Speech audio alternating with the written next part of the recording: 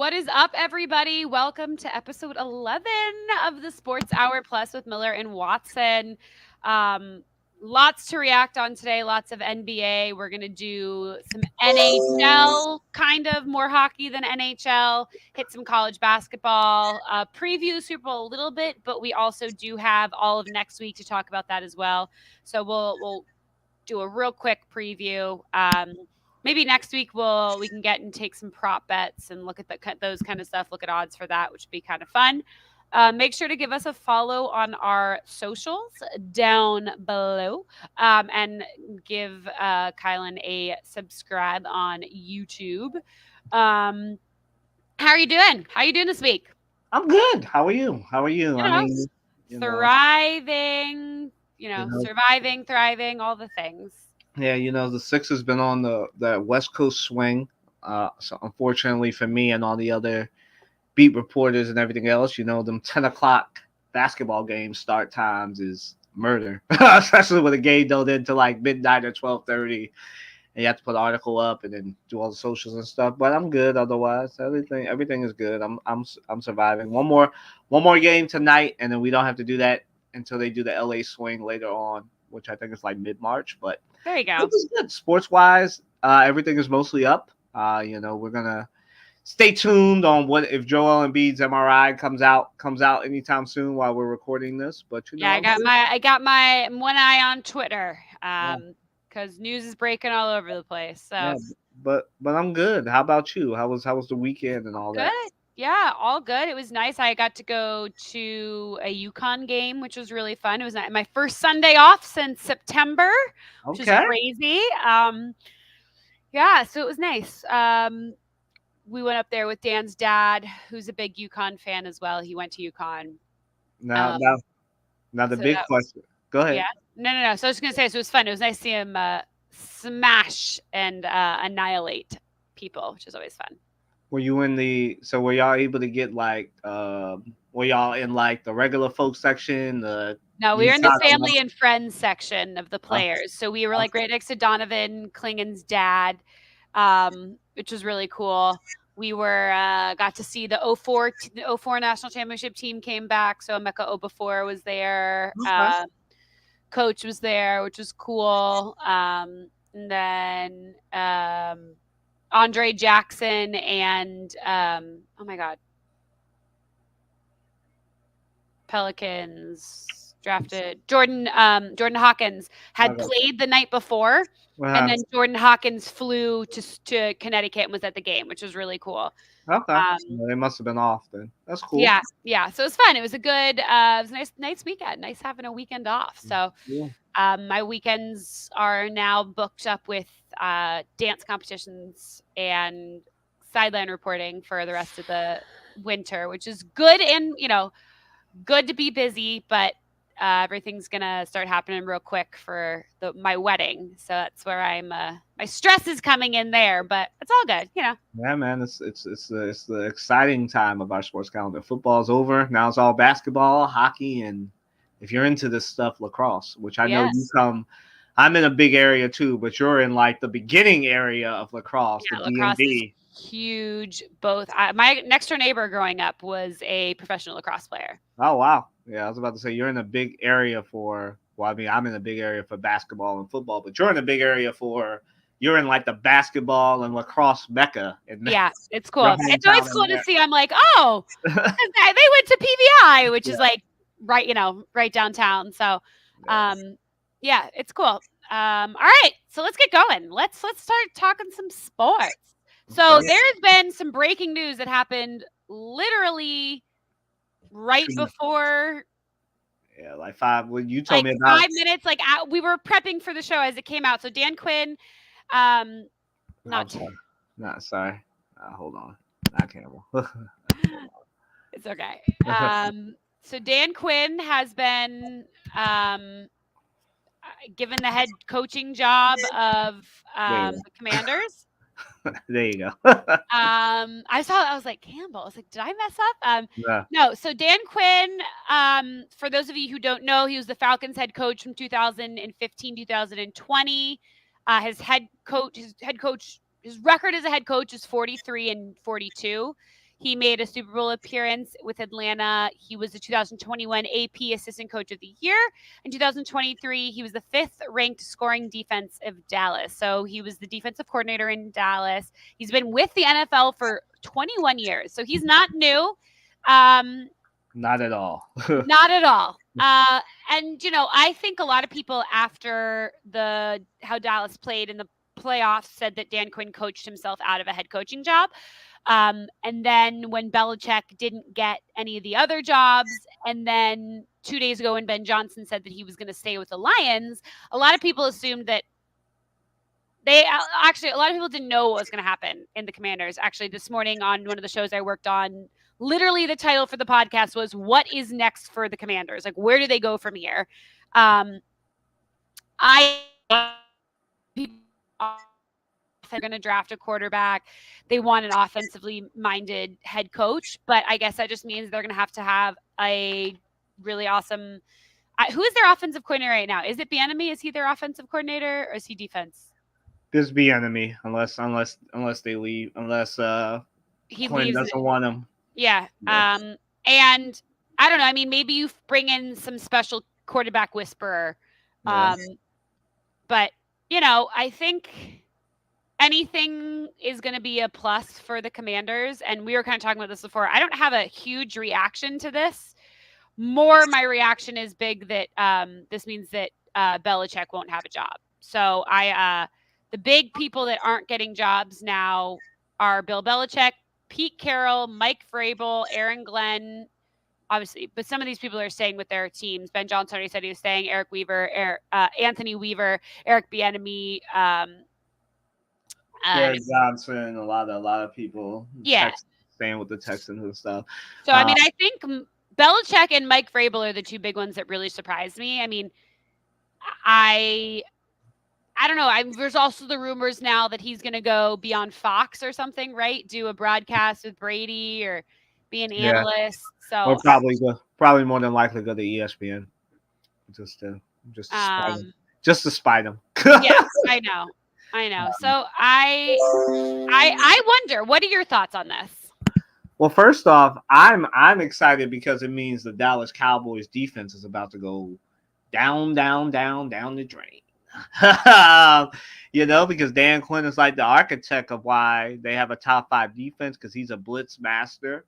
So I don't think the Cowboys will fall off too much, but I think when you have Micah Parsons and Diggs, obviously they're more than likely gonna lose Gilmore. But I just feel like the Dallas defense will have to be a little bit more conservative instead of being as blitz heavy as they were. And as far as the Commanders, they get a retread at coach. A lot of this depends on, I'm looking at if Bieniemy stays or not. Just because what do you think? Because when he first got hired, both of us said that we thought the only reason he went and took that job, one of the main reasons, was because he was either promised or was promised nudged that he coaching job. What are your thoughts on that? Yeah, I think I don't know what's going on and why nobody wants to hire him. I think that he's an offensive guru. Like, obviously, when you have Sam Howell as your quarterback, you're not gonna be a top 10 offense. But I think he did good. As somebody who watched his offense carve up the Eagles twice this year, and almost beat them twice. I think he should be the head coach. Maybe it's one of those things. Maybe that's why they hired Dan Quinn. Maybe that's why a lot of people fled the Commander's job, because maybe they got inklings if Quinn fails, then maybe it's his job. But that just seems so silly. I don't know. I mean, it does. Do you think he's going to stay? That's a big question. I don't know. I think it behooves him to stay because they have the number 2 pick. They'll probably get a quarterback. He gets his pick. but I mean, it depends on how he meshes with Dan Quinn. Yeah.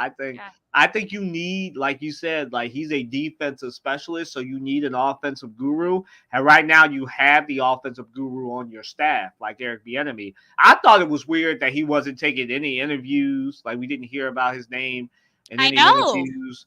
Like the Eagles were looking for an OC. He didn't try for that, so they settled for Kellen Moore. And obviously, Kellen Moore is a great coordinator, but they kind of settled for him because I wanted Eric Bieniemy. I know you did. And like I think it was kind of weird. So that's what makes me think that, you know, Josh Harris, Magic, and them set him down and were like, "Hey, we're committed to you. Even if we hire a new coach, we don't want you going anywhere because it doesn't make sense that like he would stay. No, I If he's agree. a new I coach." agree. And it didn't seem like many people were interviewing for that job, so maybe that's why. Maybe we need what's his name to PFT to go do an in-depth thing about that. But I thought it was weird that he wasn't interviewing for any of these coaching jobs. That makes me think that there's like a wink wink thing going on here where like Dan Quinn fails, we'll let you coach.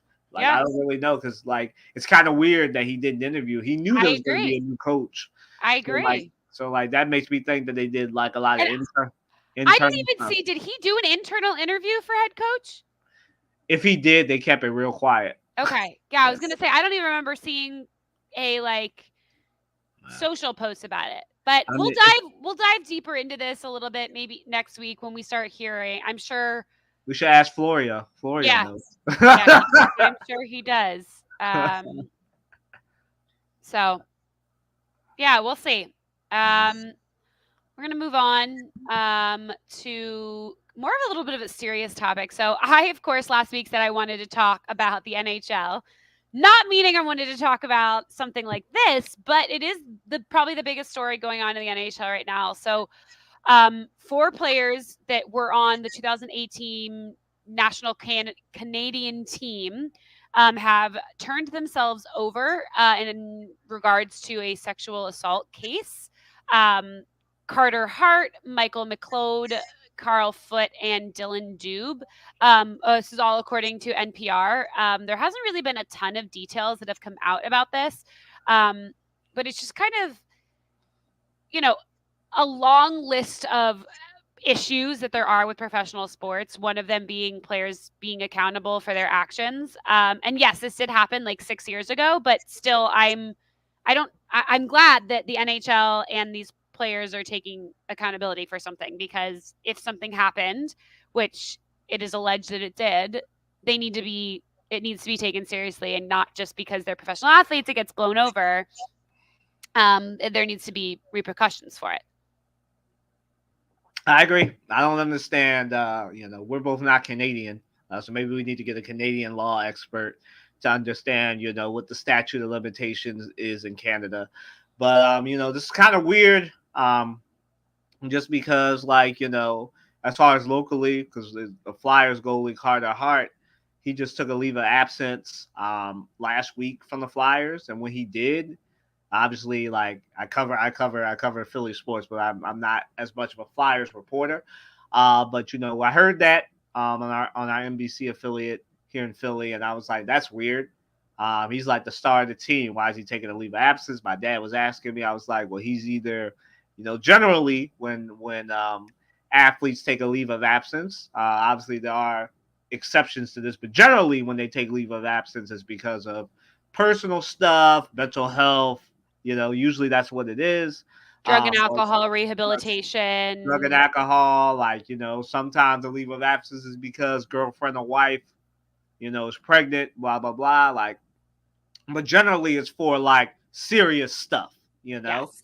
And so, like, we heard that. And then that was around the time when you took a leave of absence, was when like the hockey reporters were saying, "Oh, there's something big happening with Canada, so some of these players are taking it there."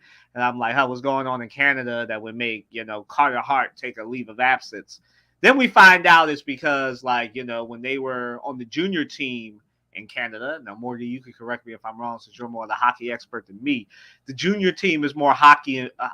Wow, wrong. High school and middle schoolers, correct? If you're on the junior team of the Juniors is anyone that's under 18. So, Okay, so middle like school, high like school. Connor Bedard was on the junior team for a while. I'm gonna double check that just to make sure that I'm correct about that, but I'm pretty sure that juniors is anyone under 18, and then if you're over 18, you can play for the national team. You might be Okay, able to play for the national team if you're under 18, but right.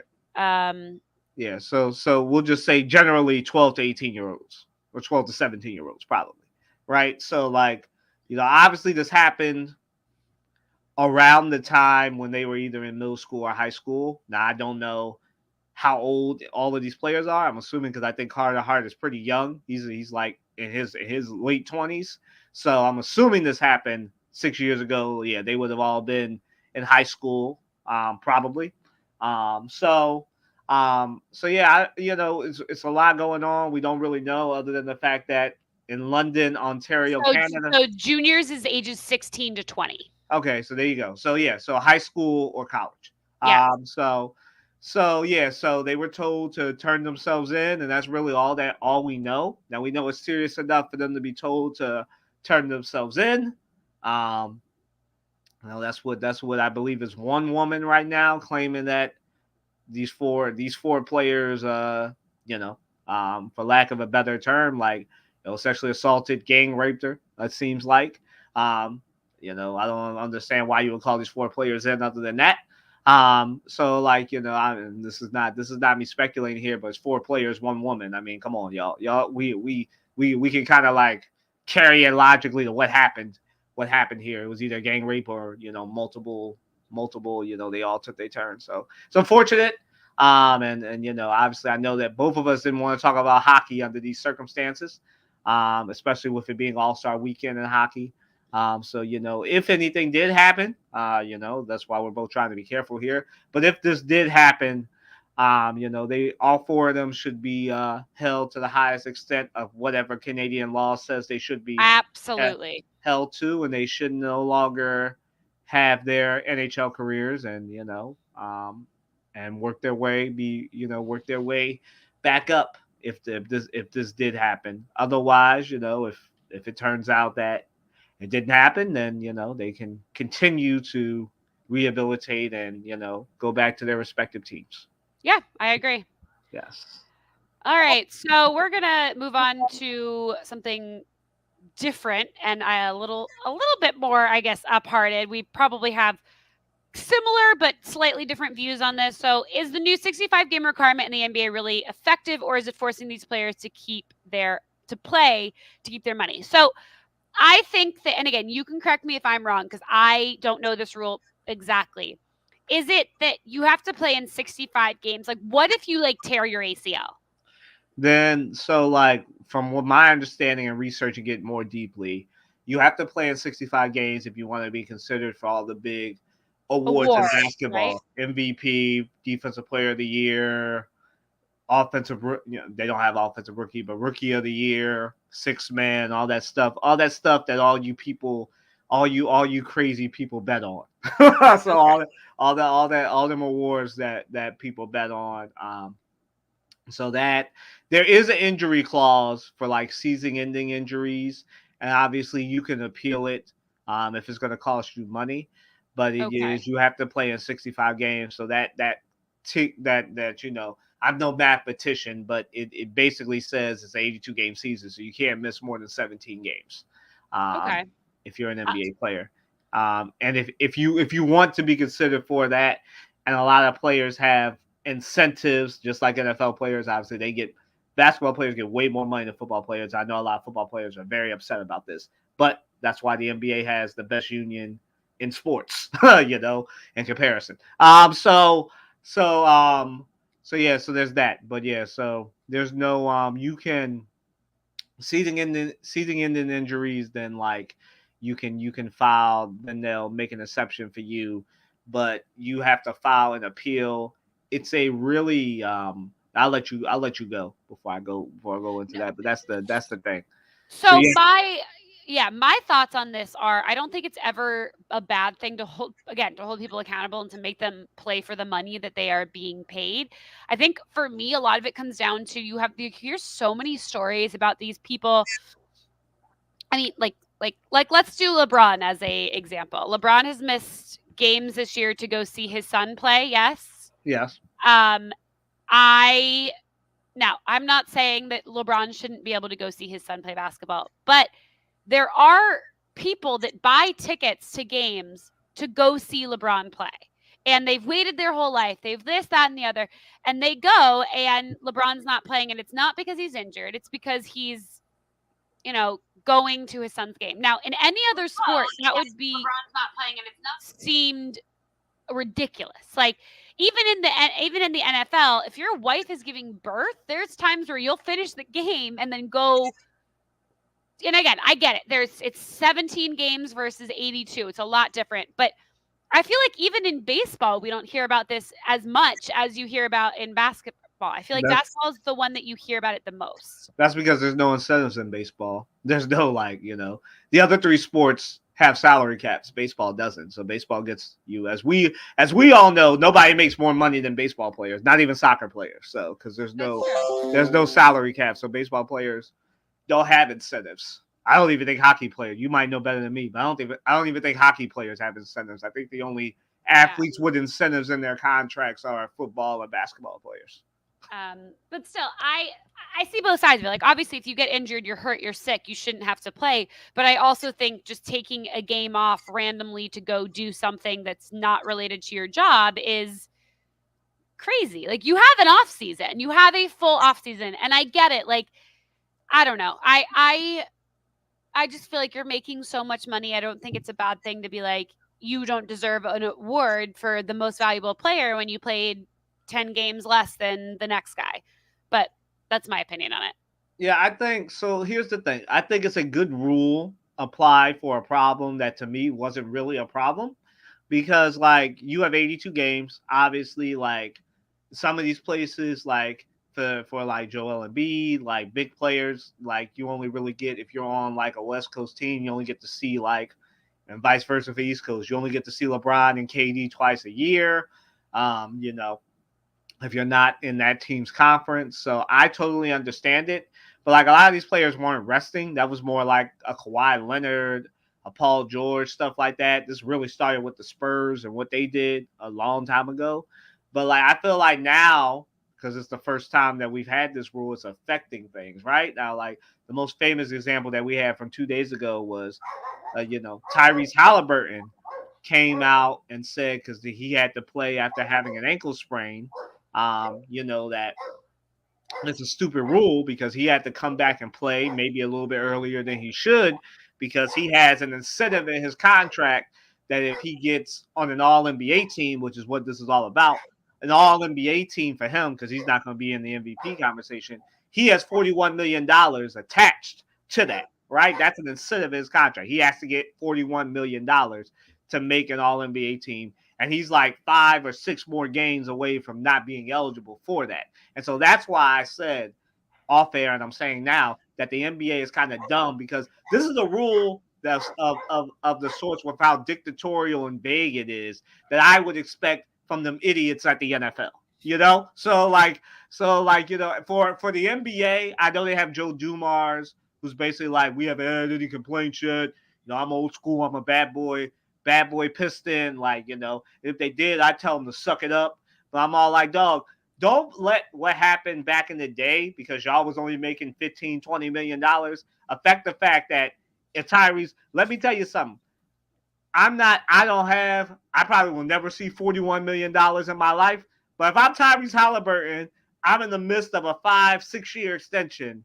And in my first year of this new extension, I've got $41 million based on this. And it's not any media member that's going to screw me over. It's my own league and the stupid policy that they made without an exception for people being injured. I'd be a little upset too. Like Klay Thompson was totally right a few years ago to be mad, not at Morgan and I, because we weren't in the media yet, but like at all these media members that kept him off an all NBA team and cost him $37 million for in a supermax. So like if I'm gonna get costed $41 million, of course I'm gonna say, yo, this rule is stupid. I'll take the fine because I'm gonna like if I like sprain my ankle again if I like, it's basketball. Things happen. We were talking about this, right? These Yeah. players, Tyrese Halliburton, like they attack the paint. Anything can happen. They can land wrong and be injured, be out 5 to 10 more games, and he could only miss 6 more games. So I feel like a lot of that is already taken into consideration, especially because a lot of these players, specifically the players we're talking about, like the Joel Embiid's, the Tyrese Halliburton's, the superstar players that usually are either on an MVP or an All NBA ballot, like those voters are. I don't have a vote. I don't think Morgan has a vote yet. None. We don't have a vote yet on this. But hopefully, we'll get one. Like I think the voters already take that into consideration. So for the NBA to have this is why I said this is like an NFL policy, solving a problem that ain't really a problem, right? Like now you're costing these players. This is what a lot of basketball reporters were saying before this started. Like you're ideally, all these players will play in 65 games, but stuff happens, people get injured, like, and now you're costing these players money because you don't have an injury exception, right? Like you don't have it.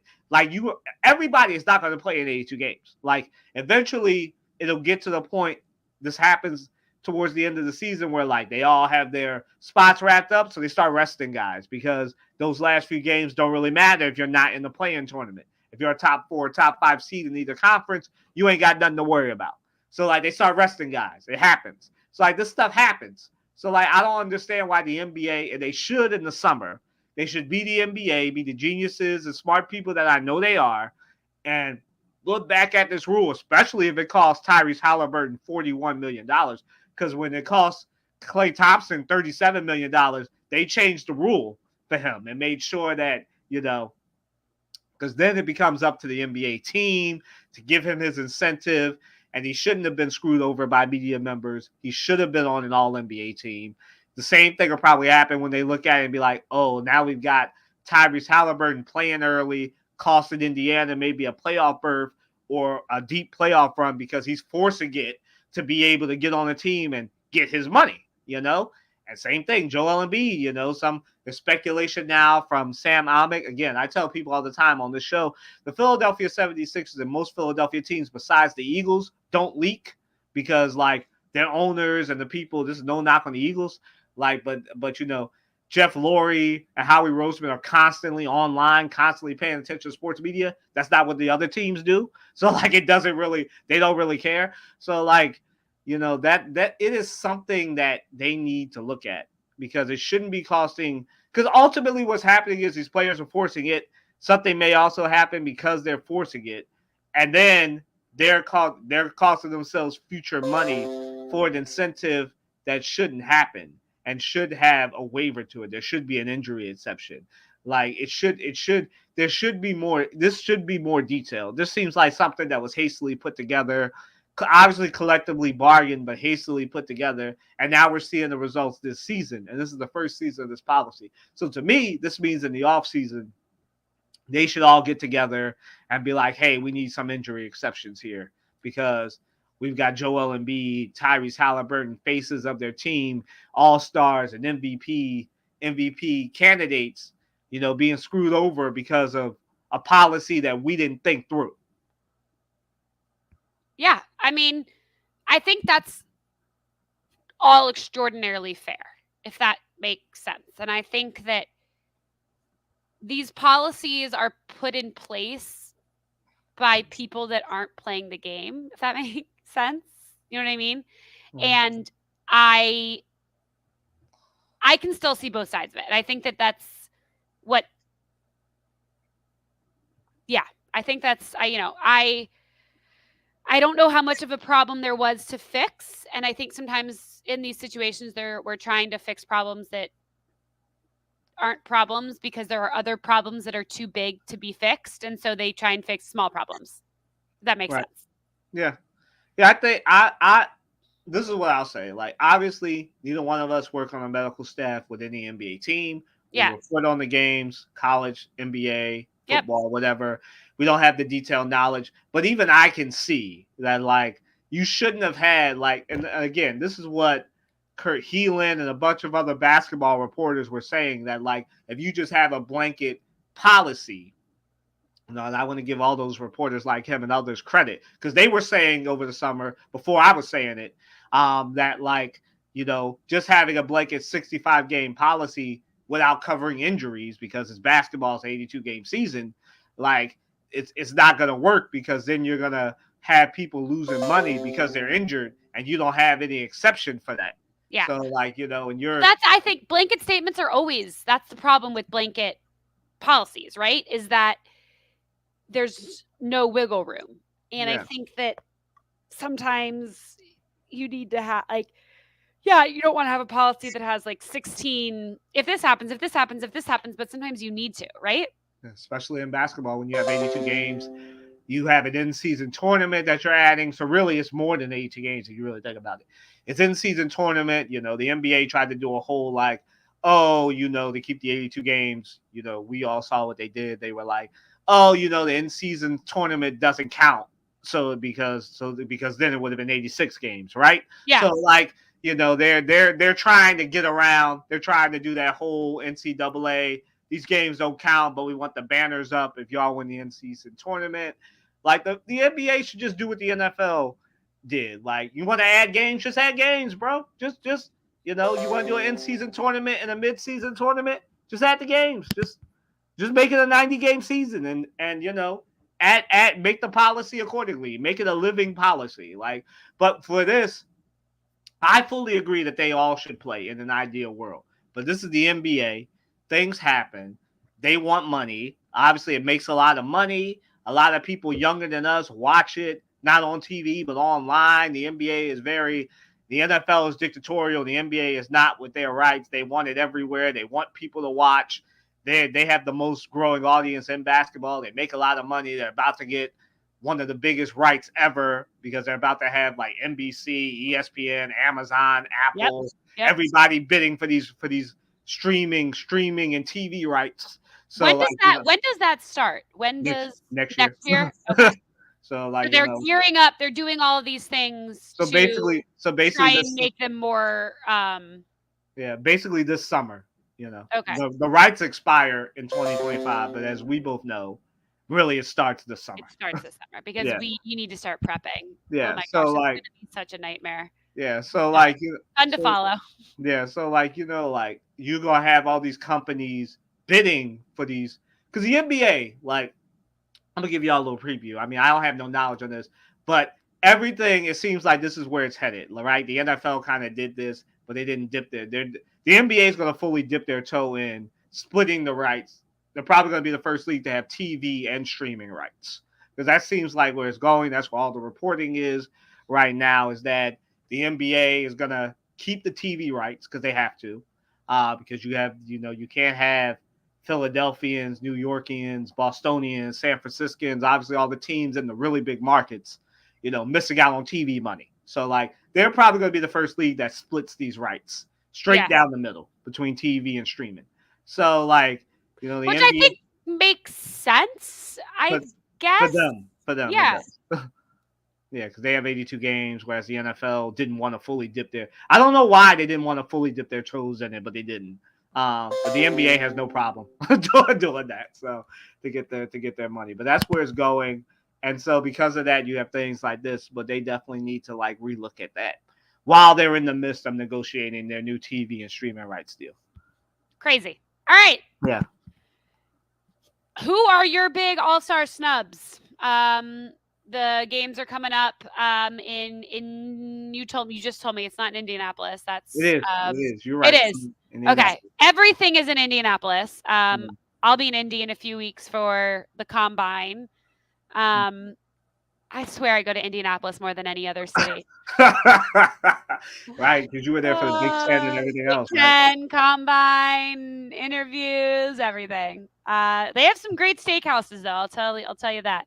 Never been. Never been. No. Steakhouses are good, but they once you're there for a few nights for the combine, you're there for like a week, and I'm like, I can't eat another steak. Can't do it. Can't do it. But it's fun. No, combine's a great time. I'll be there in a few weeks. But let's talk all stars. Who are your snubs? So for me, it's Tyrese Maxey. I feel like Jalen Brunson should have been in there too. Jalen Brown, and some of these players, tonight at 7 o'clock, they're gonna reveal the East and West reserves. So maybe some of these players will make it as reserves. I definitely feel like Tyrese Maxey, Damian Lillard. Obviously, like we know that the starters is like a popularity contest, but really like a best player award, right? Because all the top five in both conferences are usually like the top five best players in each conference. Like Joe Joel Embiid has no like there's no center better than him in the East, just like there's no center better than Nikola Jokic in the West. Blah blah blah. It's always the popular players, right? But Yeah. I feel like Jalen Brunson has an argument. He's had some great numbers. Tyrese Maxey has an argument. He's had some great numbers. Jalen Brown, like what can you say about the head killer Jay? Besides the fact that he can't shoot a three to save his life, but that's about it. Like that's all you can say about him. Like I feel like those three are snubs on the West side. West Side on the West Side. I'm kind of sorry, I could not say that. On the West, I kind of feel like it's Domantas Sabonis, De'Aaron Fox. Obviously, like the Kings are a fun team, guys. Like let them. Anthony Edwards. I mean, what can you say about Ant Man? Man, that man dunks. Never seen a poster he doesn't want to make.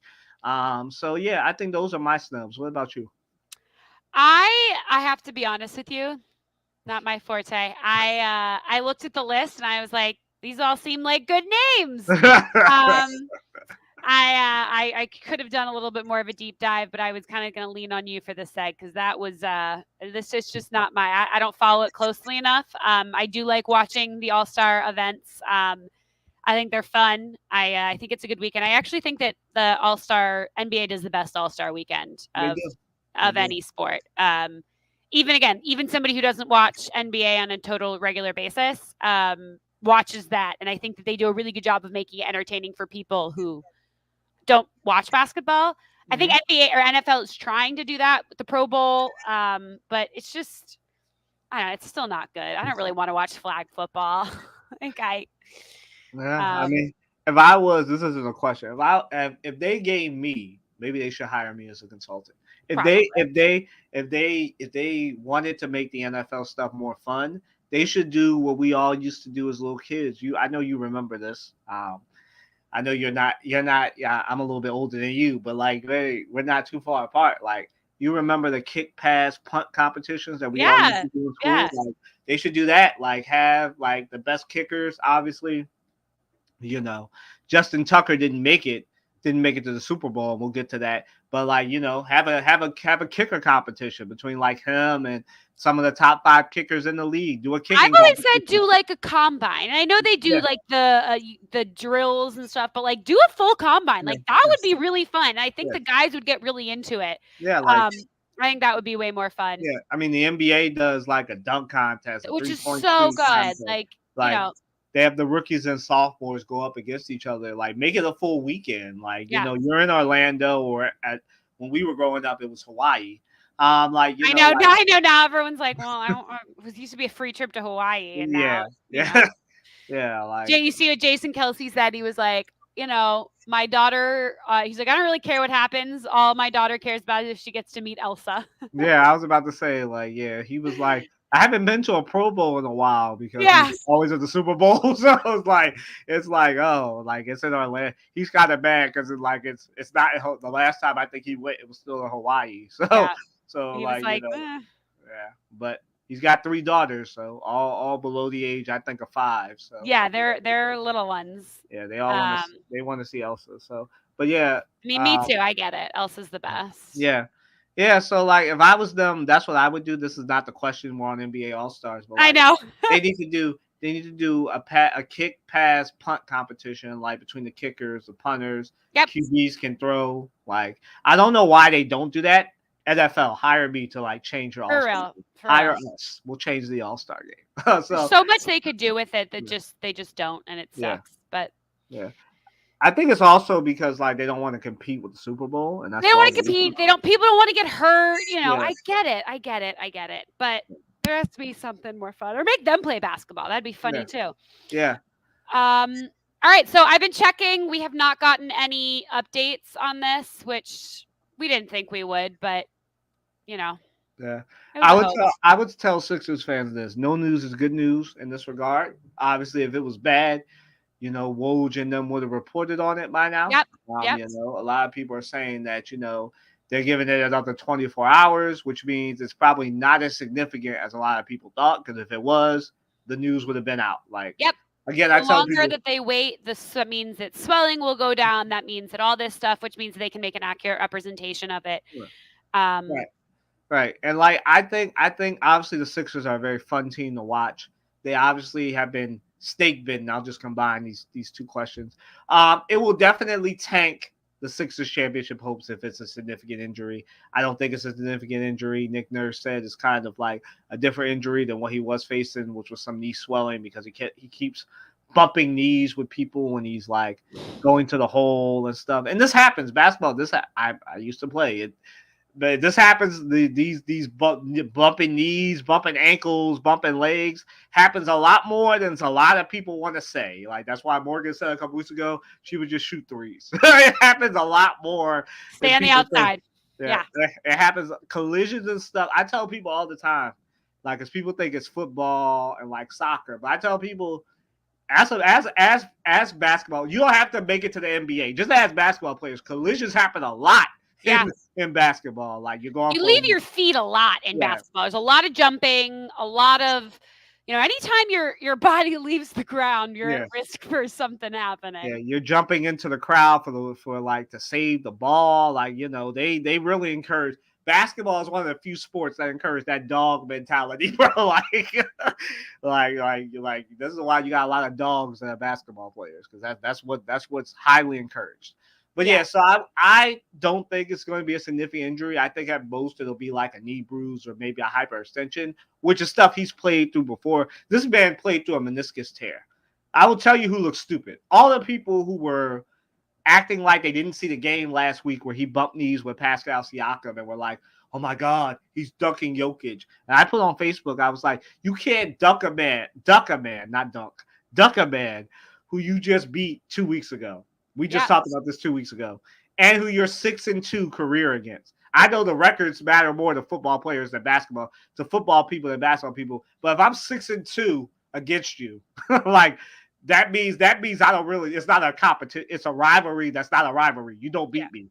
Yep. So like so there's a lot of people now who are changing their stance because on Saturday he didn't play, and a lot of people were like, oh my God. And then we saw how he could barely move on Tuesday, and how he got re-injured because same thing that happened to him happens to a lot of people. Going for a loose ball, you're diving for it. He knew he probably shouldn't have done that, but you got to hustle. It was like eight. He was down by 8 points, which isn't much in any basketball game because all you No. really need to do is hit threes.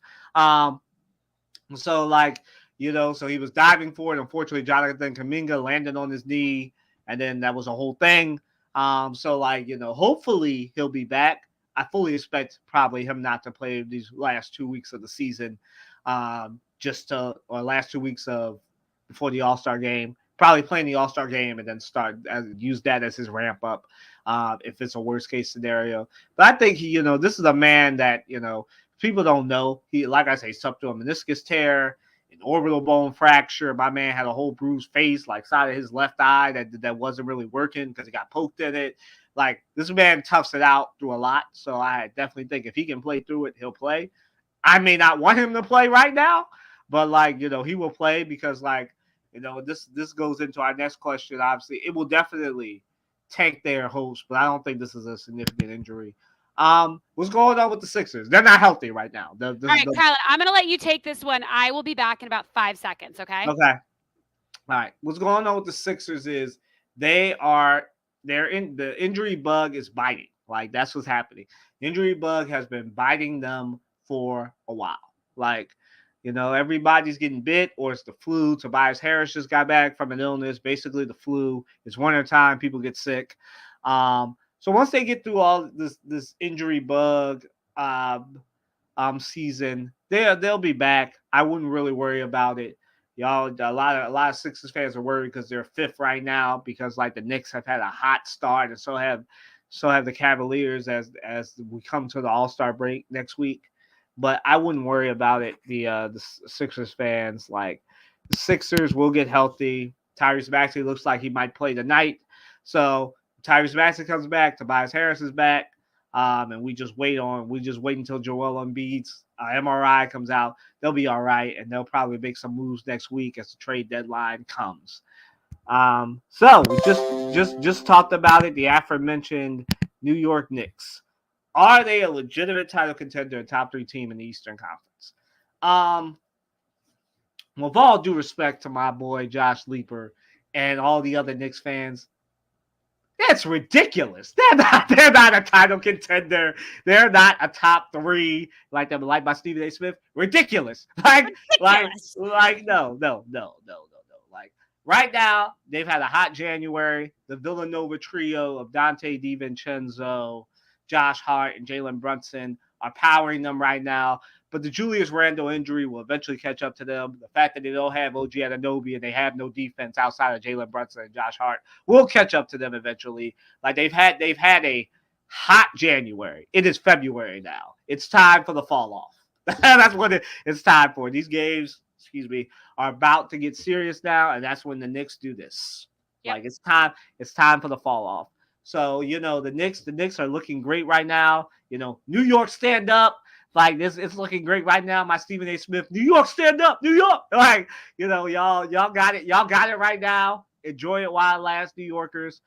You're definitely, We know how this yeah, goes. This is yeah, how you're every def, New York sport goes. They have yeah, a few good weeks, and everyone's like, "They're gonna win the championship," and yeah, then yeah, we're yeah, yeah. cursed. Yeah, you already know what's about to happen, right? The Knicks are looking good, but the injury bug is starting to bite. Julius Randle, OG Anunoby. It's only a matter of time, and so they will make the playoffs. I'm not going to be disrespectful. They'll make the playoffs. They'll probably be a 5 or 6 seed. But this will start actualizing, like I said earlier, once the Sixers get healthy, Tyrese Maxey comes back, and Tyrese Maxey and Tobias Harris can start beating teams again. And obviously with Joel Embiid, will probably tough it out, whatever his knee injury is, he'll tough it out. And the Sixers will be back. I am not in agreement that the Knicks will be a threat, but they'll get got either in the first round or the second round, and then we'll do this discussion all over again where they'll be talking about Donovan Mitchell this offseason. The Knicks are back, baby. So like we'll do the song and dance all over again. But right now, the Knicks had a hot January, but no, they're not a title contender or a top three team in the East. Good job though.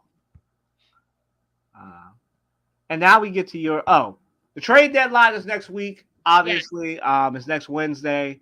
I don't know if we want to do. Morgan and I will talk about this. I don't know if we want to do a show earlier than we do on a Wednesday or on a Wednesday instead of a Thursday, just to talk about to follow it up with the trade deadline in the NBA. Um, but we'll talk about that. But yeah, the trade deadline is next Wednesday, so we will see what happens. But I don't. I think that usually when trades happen before the deadline, that means on deadline day it's really just bench players that get traded. But we'll see. Yes. The no one does a trade deadline like the NBA, so you never know. But I don't believe any. I've said this a couple weeks ago. We talked about this last week too. There's not going to be any big names that get traded. Maybe Zach LaVine, but I'm not seeing it right now. It doesn't seems Yeah. like a lot of the NBA teams are just going to wait till the offseason for a lot of these players. It seems. Uh, Yeah. yeah. I think it'll be an interesting few days when it comes to that. And we're going to shift back over to football for a little bit. So, Mike McDonald, not Mike McDaniels, Mike McDonald was hired as the Seahawks head coach. You want to show them your tweet? Yeah, I let me see if I can pull that up. Yeah. Which I thought it was very funny. So while you're doing that, I'll go. So about this hire, like I said, the Ravens are going through what the Eagles went through last year. They're poaching their staff. Mike McDonald is getting poached. I believe their head of player direction is also getting poached to be a GM. As well for the Seahawks. So they're going through what the Eagles went through last year, and what every team goes through when you're a good team. They poach your staff. As far as Mike McDonald, I'm very happy that he has his chance. And we see Morgan's tweet. We now have Mike McDaniel and Mike McDonald. That won't be confusing at all. I saw this tweet last week. We were talking about this or yesterday, not last week, and I was dying. I was like, yes, I was dying. Somebody did it. And how long do you think it'll be before somebody's doing like one of the little like players' kids is all like, "Old McDonald had a Yes, farm," I like, know, I know. uh, It's gonna be funny. It's gonna be interesting. I would love to see how many the under over on how many times people say Mike McDaniel, McDonald, or the other way this season. But I'm happy for him. I think it's gonna be a great a great thing. He's now the youngest head coach. Um, 36 years old. Jared Mayo, 37, held the title of youngest head coach for 19 days. hey man, we all know what the NFL stands for, not for long. So, Yes. so, Um, so good. But congratulations to all the 30-year-olds. It's great to have people that are higher up in our age group getting these jobs. I mean, it's very encouraging. Whether you're a former football player or a media member, that these people you can get these jobs, whether in the NFL or reporting on it that young. So like, and even younger. So like, it's great. It's great to see. I'm happy for him. I hope he lasts. yeah, I mean, I think it's going to be fun too because that division has such young energy as their coaches already. Mhm. To bring in somebody, I mean, you went from the oldest coach in the league to the youngest, which is kind of a crazy turn of events. But I think that he's going to bring some of the energy that the Seahawks need to make a run at it because they don't have a bad team. They don't. They just They just need a they needed quarterback. something different. Yeah, they They need a, Gino's not it, they but need a quarterback. He's not him, baby. he None is of it. not him. Him and Drew Lock. They aren't them. No. All right. So the other one, Boston College's head coach Hafley is flying the coop for the Packers. Look at Oh, you. that BC to Green Bay pipeline is alive and well. So Yeah. what's our thoughts on that? Or what's your thoughts on that? I I think that we kind of talked about this before the show that BC is not like a world renowned football program. They have some good players, Not at obviously. all.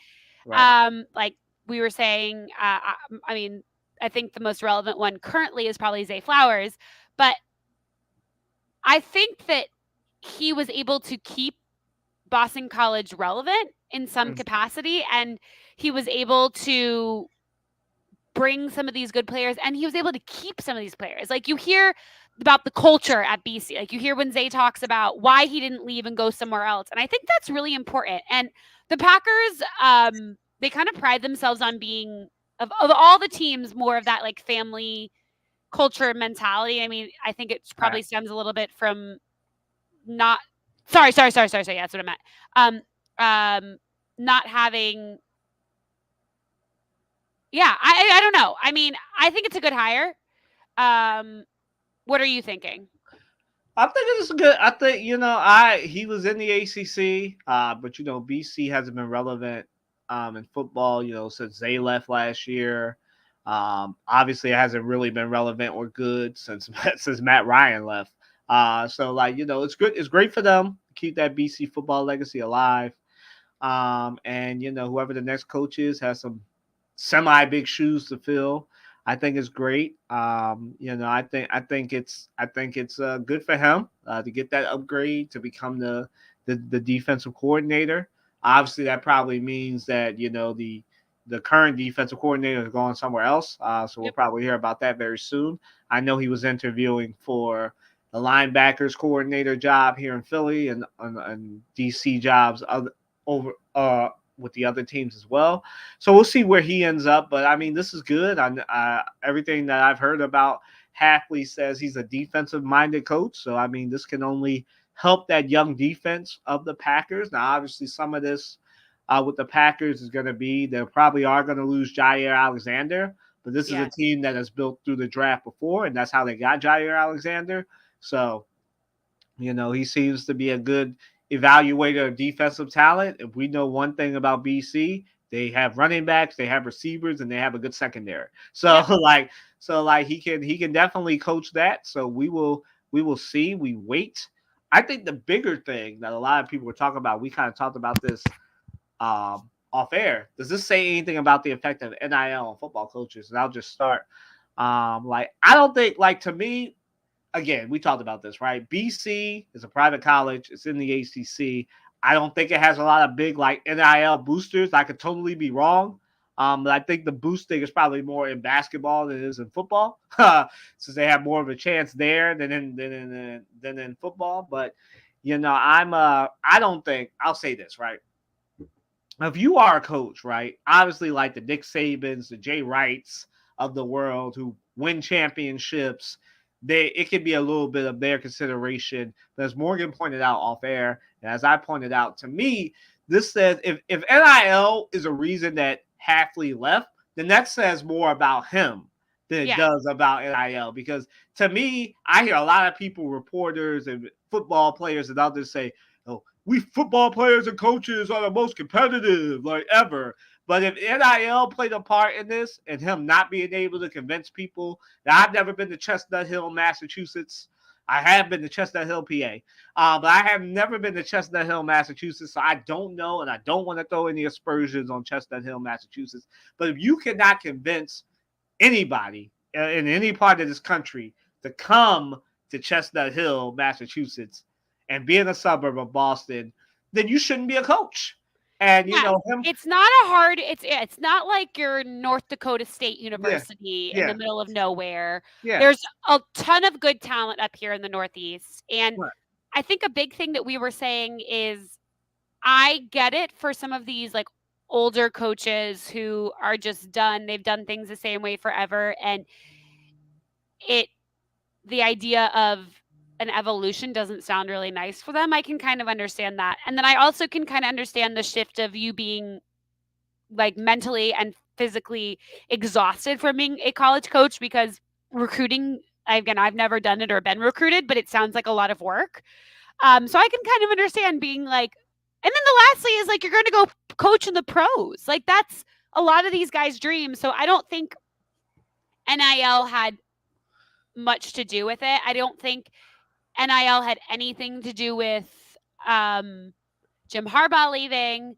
I don't think NIL I could be wrong, but I don't think NIL had much to do with Saban. I think he was just kind of done. Maybe he was more the ones that I was saying where he just doesn't want it doesn't want to adapt or change. But that's you know, I don't see a problem with the kids getting paid. And I think that's kind of more what Taffley said in his interview when we kind of cut some of it apart today and played it on the morning show was that he was like, I think it's a good thing that kids are getting paid. Like, they used to get paid before, but it was all under the the table. table and, it was no good. So at least kids are being able to get paid, um, Yeah, and especially at a school like BC, where a lot of them probably won't go and play pro. right, At least get right. some money for the damage that you're putting on your body before. And it is hard. You're not, a student athlete isn't, you're not, it's not just like high school athlete where you're going to class and then you go to practice for an hour. No, you're doing 6 a.m. lifts. You're doing this. You're doing that. And I think that rewarding those students for people that are doing twice the amount of work as a regular student is not a bad thing. Yeah, and I will say, like, you're not competitive if you're leaving. If you're a football coach and you're leaving this, and I'll say this to anybody that thinks NIL is affecting these football coaches, then why aren't more basketball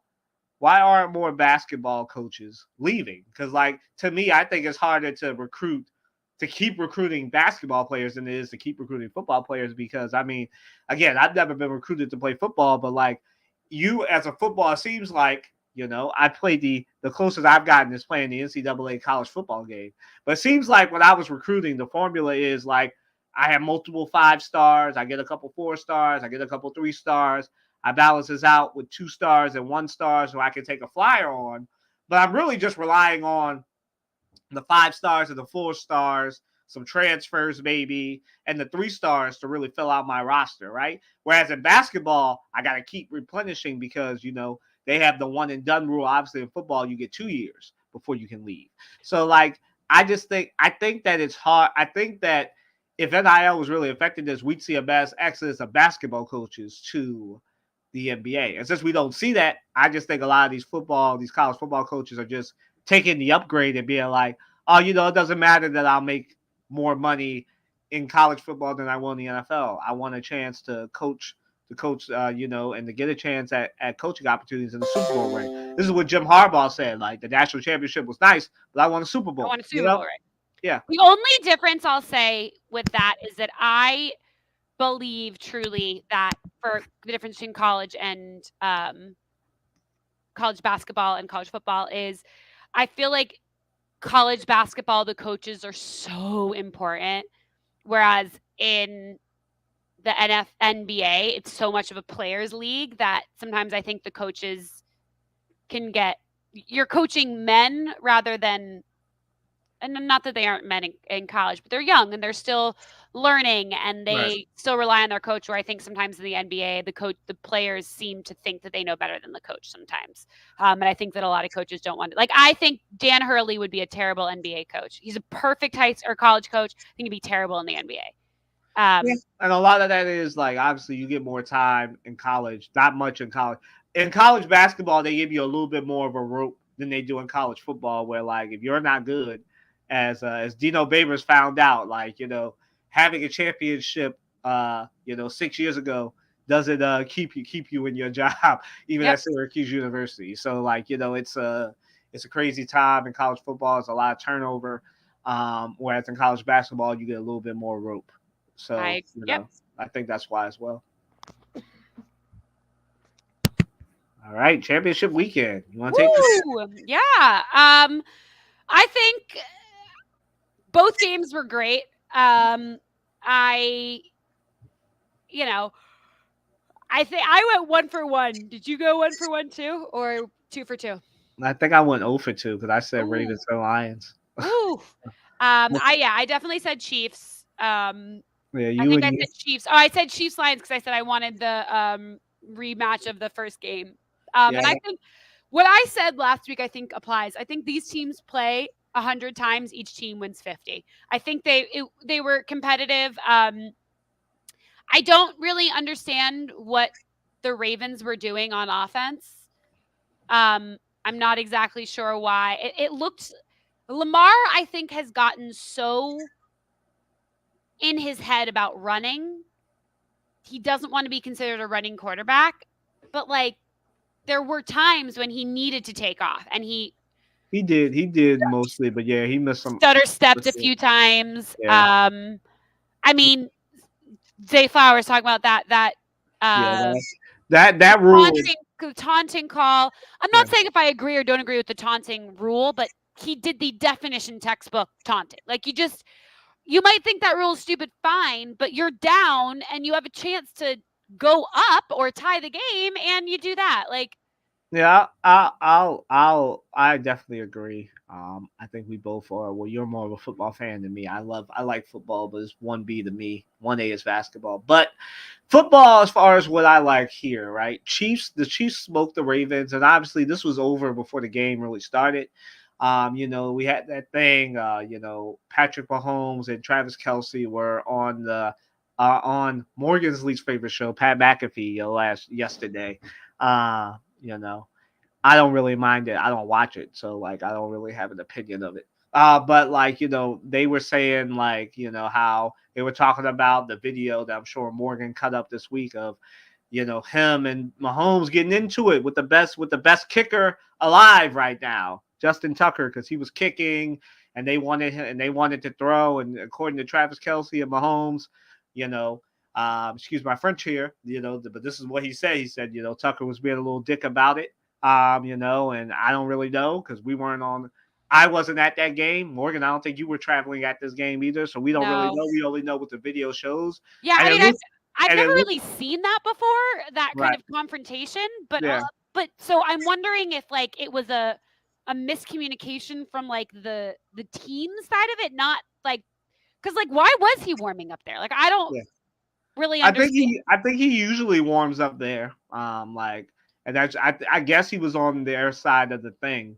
Oh, that would make sense because it's home field for them. Yeah, That's his spot to warm up. I mean, yeah, yeah, I get that. I don't know. I just we're all yeah, grown men. You're playing football, like just relax. I he's the one of the greatest Hall of Fame kicker.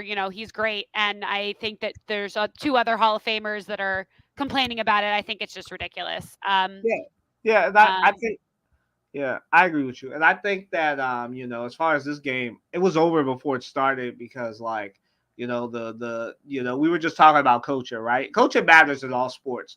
But here, like the Ravens, obviously Harbaugh has won the Super Bowl.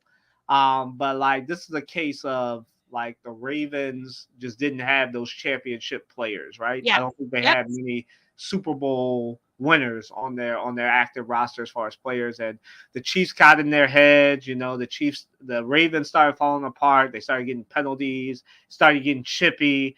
And as soon as it started getting chippy, I was like, oh, snap, the Ravens have lost the mental edge, right? Like, yep, they must have seen, the Chiefs must have seen something to say that, oh, the Ravens are mentally weak and we can get them by like, and obviously it kind of started early. Like you had the chippiness. No, the Ravens probably are like, nah, they can't do that to Justin, blah, blah, blah. Like, that's probably what happened here, and probably why the Ravens were on edge. But the Chiefs took advantage of the fact that, it really wasn't Lamar. Lamar played a good game. That fumble, that rule, even though it hasn't negatively affected the Eagles yet, like that rule is stupid. I it feel like if sucks. it go It if it goes out sucks. of balance, obviously, like, and I get like the defenders of the rule. Like I said, it hasn't negatively affected the Eagles. I'm speaking more as a journalist right now, not Kylan the fan.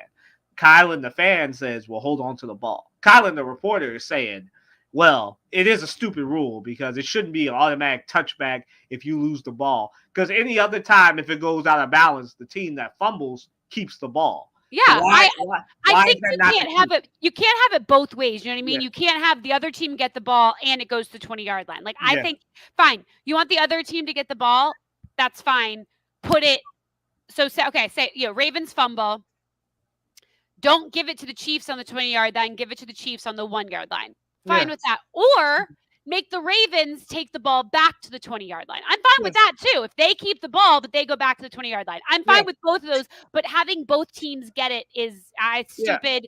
It's I it's changed the outcome of so many games this season. I feel like I've seen this rule more this season than I have in the past. Yeah, the last two playoff games, and they both involved the Ravens. Like it happened against the Texans, and it happened. And both involved, like in the playoffs, it matters more. Both involved the Ravens. So I feel like the rule needs to change. Yeah. Like if at any other part of the field, if it's not in the end zone, it's the fumbling team's ball. To me, it should stay that team's ball. And Yes. if you want to punish them, put it at the 10-yard line. But Yes. if they fumble it at the goal line, like what Zay Flowers did, then it should stay at the goal line because I it went agree out with of you. balance. Yeah. Technically, even though it went out the back of the end zone, it went out of balance. And to me, that rule should only apply if the opposing team recovers it in the end zone. It should Yep. not apply if it just floats through the back of the end zone because that doesn't apply on kickoffs. It doesn't apply on anything else. I know I really sound like Mike Florio right now, but it doesn't apply. Yeah, it's It his doesn't least favorite rule. it doesn't apply in any other case other than when like the team that has the ball fumbles it out of the end zone. So the rules should stay the same. If it stays the same on any other part of the field, that should be the other team's ball. Like, and that's it. That's all. That's all. To me, that's all it is. As far as this game, like I said, the Ravens lost the mental advantage. They were the tougher team physically, but mentally they were weak. We've seen this happen in multiple sports. Like the Chiefs, they won. They won the mental battle. They had the coaching advantage and the quarterback advantage. I don't know how many times I need to get on here and say that Patrick Mahomes is the ultimate cheat code. And I know the Why is he ever an yeah, underdog? Why yeah, are you Dan asked me and I was like, "Don't bet against Patrick Mahomes." It should be a automatic lock. When yeah, Patrick Mahomes is getting points, you have to bet on him. yeah, Like yeah. that's Like and I was proven wrong. I thought the Ravens they had the best defense. I've been proven. Patrick Mahomes has proved me wrong these last few times, except for when he beat the Eagles, because I was saying the same thing. I was saying, "Oh, it's too much time for Patrick Mahomes," blah blah blah, and he fell. And then thanks to Marquez Valdez Scantling not being able to catch, the Eagles pulled it off. But like, I mean, what a turnaround for the Chiefs. Like everybody was catching the ball. Like Travis Kelce was catching the ball. Nobody was dropping the ball. I don't know what Andy Reid did. Maybe he had them working on the jugs machine before the playoffs, but no one was dropping balls. And maybe it's because Kadarius Toney didn't play, but nobody was dropping balls against the Ravens. Whereas the Ravens, like, interceptions going through the hands, dropping balls, like It was a mess. Dave Flowers not being able to like cover up, like um and let's just spend some other time on this, on the miracle that was, because I was about to be 1-for-1 had the Lions again not mentally checked out. Like the Niners are the luckiest team ever. Like I Can I don't know, tell you that I fell asleep during this game? And no, no, I you fell did asleep not. at half. I was like, "All right, I'm gonna take a quick little nap." And I like woke up in the fourth quarter and I was like, "What is going on? What is Right. happening?" Right. Like the Lions checked out. I put this on my Facebook. I didn't put it on Twitter. I was like, we got a Chiefs Niners Super Bowl only because the Lions had the epic collapse. Like, I live in a city where the Eagles just collapsed. Like, and they did that over a whole season. Like, the Lions had the worst collapse ever. Like, we were just talking about Boston sports, worse than the Red Sox a couple of years ago, worse than Buckner with the thing going through his legs, worse than Steve Bartman catching the ball. Like it was the worst collapse I've ever seen in sports, because they It was had the like everyone Niners. forgot how to play Yeah, football. yeah, He forgot how to coach. It yeah. was the fumble or the timeout at the end. Like, Right, what was happening? right. And like again, this is what happens when like mentally, like the Niners were mentally checked out of that game, bro. Like the only reason they were in that game is because of Ayuk's miracle catch that I haven't seen since your Giants had that happen with the helmet catch that shouldn't have happened either. Like I don't understand. Like I tell people all the time, like outside of baseball, football is the luckiest sport in the world, because all it takes is a tip. You saw that again with the Chiefs with Travis Kelce's tip that shouldn't have happened, but it did. It was an interception for the Lions, but they got tipped and went right to Ayuk just diving for the ball. Like it should not have happened, but it did, because Dan Campbell, big balls himself out of a Super Bowl. Like just take the points, dog. Like you had two opportunities to take the points and you didn't. Like this happened against the Cowboys too. Like obviously they got screwed by a dumb call and a dumb ref, but like it still was right there. Like I'm still mad about that. Like it still was right there for you. Like just kick the field goal, dog. Like Brock Purdy was folding. He folded. The whole team folded. So Like what are your thoughts? Because I know this is going back and forth a lot about like trusting that kicker. What are your thoughts on, because the timeline for the kicker is bizarre because he got benched for a guy who then got benched, so then he got his job back. I'm correct on that timeline, right? I believe so. So would you have trusted him? Would you? I mean, I don't know. I don't think it was that hard of a kick to make. Yeah, they were at the 20, the 15 or 20-yard line. He probably would not have missed that. Like That's what I'm thinking. So yeah. I'm assuming that's what the story that they're gonna go with is that, well, we didn't trust our kicker.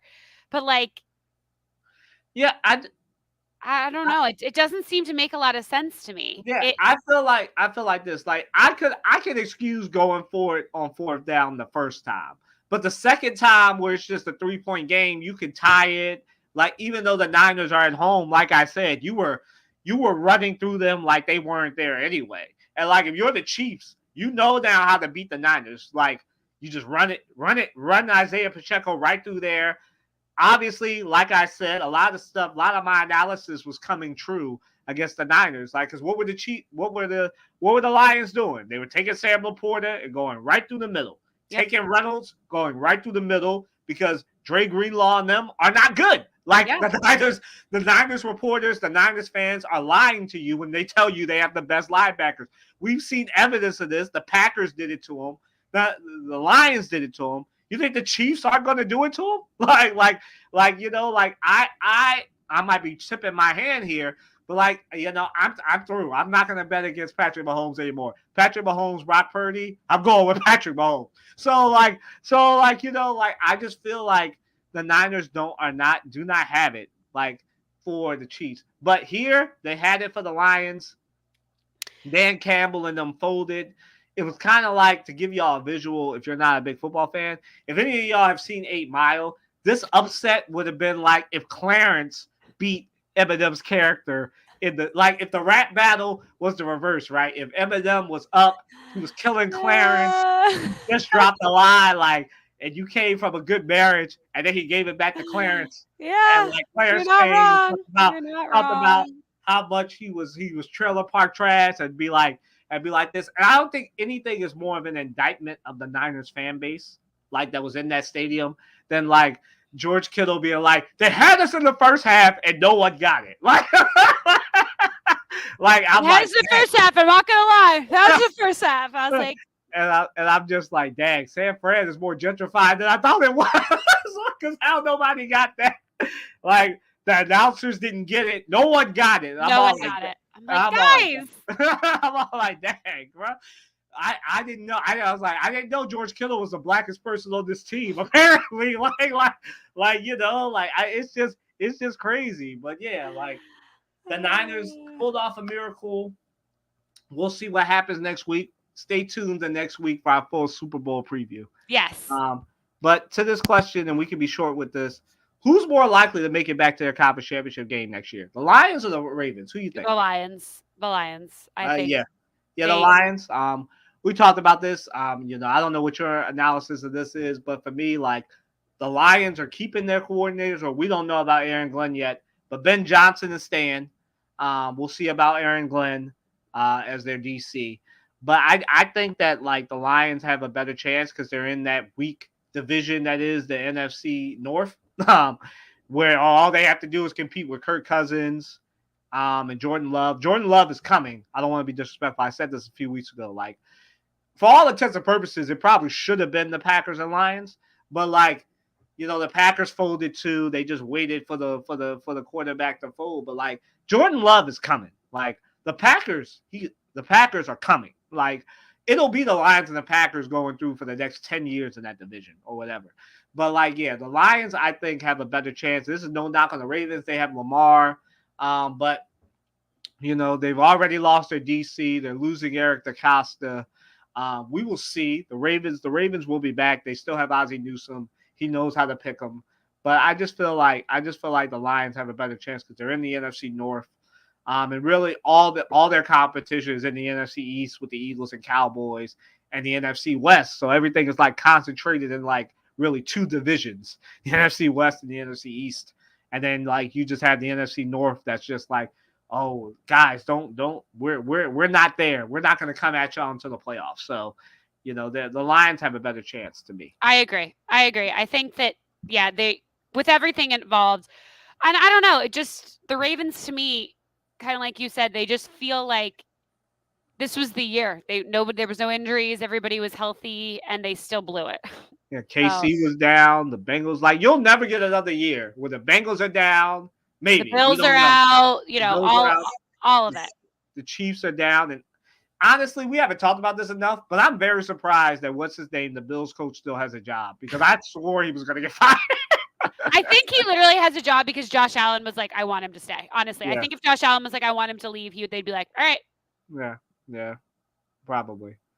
All right, to the other newsy stuff with the NCAA. Crazy. Yeah. So, for those of you that don't know, the state of Tennessee is suing NCAA over legality of NIL guidelines amid investigation into the University of Tennessee.